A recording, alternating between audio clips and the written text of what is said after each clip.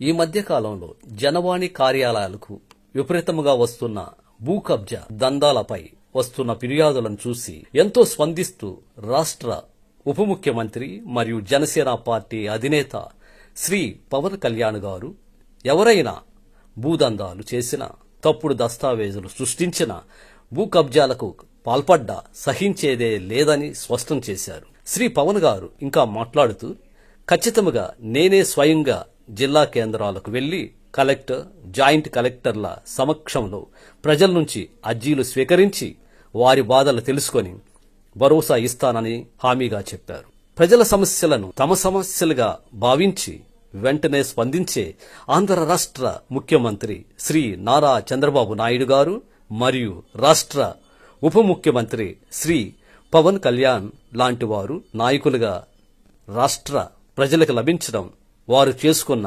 అదృష్టంగా భావించవచ్చు. ఎక్కువగా భూ సమస్యలకు సంబంధించి కేసులు చూస్తూ ఉంటాం కదా, అలాంటి భూ సమస్యలకి శాశ్వత పరిష్కారానికి ప్రభుత్వం ఏమైనా ఆలోచన చేస్తుందా?